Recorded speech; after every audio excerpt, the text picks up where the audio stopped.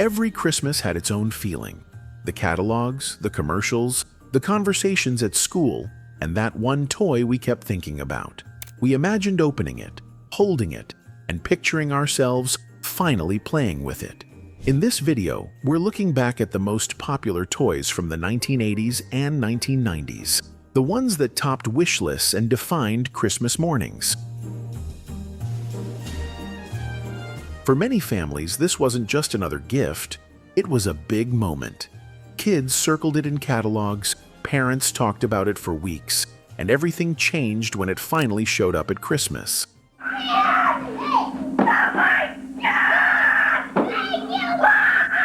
When the Nintendo Entertainment System reached American homes in the mid-80s, it brought video games back into the living room. We took turns, argued about whose turn was next, and learned patience fast. When Super Nintendo arrived later, it felt like the next chapter of the same story. G.I. Joe was never about one figure. It was about missions. Originally created by Hasbro as a military action figure, it quickly grew into a full world of vehicles, bases, and squads. The floor turned into a battlefield, with everything spread out and carefully placed. Some kids lined figures up with precision. Others jumped straight into action. More often than not, everything stayed on the floor until someone complained about stepping on it. In 1974, a Hungarian toy designer named Erno Rubik created a three-dimensional puzzle called the Magic Cube. Not long after, it landed in the hands of the Ideal Toy Company, who renamed it the Rubik's Cube. By 1980, it had become one of the biggest toys in America. Kids everywhere wanted one, especially around Christmas, and many homes ended up with a cube sitting on the table, twisted in every direction, waiting for someone to finally solve it. For a lot of boys, action figures were at the top of the Christmas list. In the early 80s, He-Man stood out right away. Introduced in 1981, these figures were noticeably bigger and more muscular than G.I. Joe and even Star Wars figures on the shelf. The sword, the armor, the bold look, everything felt larger than life. But the real prize was Castle Grayskull. An unusual thing happened recently. Some Cabbage Patch Kids were born with beautiful corn silk hair. Cabbage Patch Kids first appeared in the early 1980s, and it didn't take long before finding one became a challenge. Each doll came with adoption papers, which made it feel more personal than most toys on the shelf. Parents searched multiple stores, hoping to get lucky. If you were holding one on Christmas, your parents definitely had an interesting story about buying it. The Sega Genesis arrived in the United States in 1989, released by Sega of Japan as a faster alternative to what most kids already knew. Sonic racing across the screen made everything feel quicker and more aggressive by comparison. During the holiday season, arguments broke out over which system was better. Some families went with Nintendo, others chose Sega, and that decision usually stuck.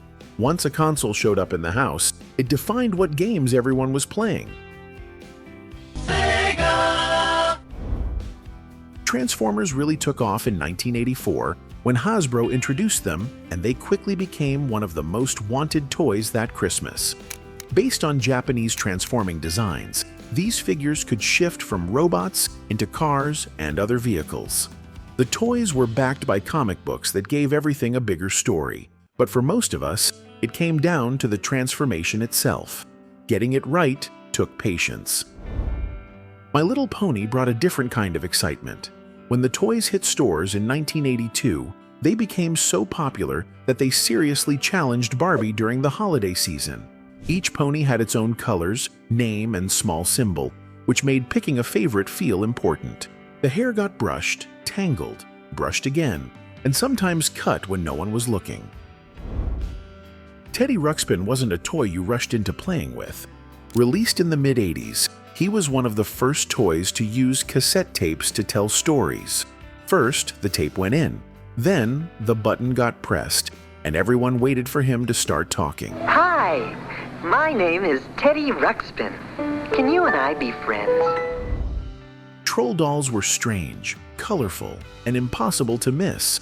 With their wild hair sticking straight up, they stood out the moment you saw one. The original trolls were created by Danish woodcarver Thomas Dam, and for years he insisted they were good luck charms, not just toys. By the late 80s, plastic versions made a huge comeback, and around Christmas they suddenly seemed to be everywhere.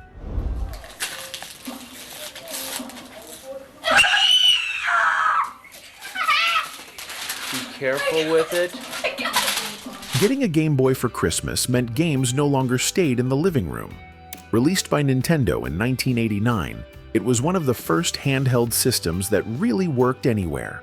We took it on car rides, to relatives' houses, and anywhere we had to wait. It didn't matter where you were. If you had a Game Boy with you, you had something to do. Star Wars action figures kept the movies going long after the VHS was put away. Originally released by Kenner in the late 70s, the figures were small enough to collect, but detailed enough to recognize instantly. We lined them up, recreated scenes, and made up new ones when the tape wasn't playing. Around Christmas, adding a few new characters felt like expanding the universe. When the Ninja Turtles hit, it felt like they took over everything at once. After the animated series launched in 1987, the characters exploded in popularity almost overnight. Toys, cartoons, and movies. Suddenly, they were everywhere. Everyone had a favorite turtle, and arguments about which one was best were taken seriously. Lego was never about opening a box and being done. We wanted Lego because it meant time. Time to build, take things apart, and start over. Pieces got mixed together. Instructions were followed for a while, then ignored completely. Sometimes nothing matched the picture, and that was fine. What mattered was having a pile of bricks and deciding for ourselves what they were going to become. At first, Beanie Babies didn't seem like much. They didn't light up, talk, or move. What caught attention were the names, the tags, and the small details that made each one feel slightly different. Before long, these small plush toys were being treated very differently than anything else on the shelf. Tickle Me Elmo was built around one simple idea: press the button and it reacted. Released by Tyco Toys in partnership with Sesame Street, the toy didn't try to do much more than that. The laugh came instantly, and people pressed it again just to hear the same sound. When your child tickles him, he talks, laughs, and his whole body shakes. During the holiday season, it rarely stayed untouched. Furby came out in 1998 and immediately stood out from most toys. It talked in its own language, reacted to sounds, and kept making noises when you least expected it. During the holiday season, they sold fast and ended up in homes all over the country. What made Furby even more unusual was the reaction around it. At one point, there were real concerns about whether it could record conversations, enough that it was banned from certain government buildings. Pokémon started as a Game Boy game in the mid-90s, then quickly spread into TV shows, toys, and movies. But nothing hit quite like the trading cards. When the cards arrived in 1999, collecting took over fast. Around the holidays, Pokémon cards were high on a lot of wish lists, and opening a fresh pack usually meant stopping everything to see what was inside. The Talkboy became famous almost overnight after showing up in Home Alone. Recording your voice and changing how it sounded made every kid feel clever. Messages were recorded, played back, slowed down, and sped up until everyone laughed. It didn't take long before bedrooms turned into recording studios. The Super Soaker didn't start as a toy idea at all.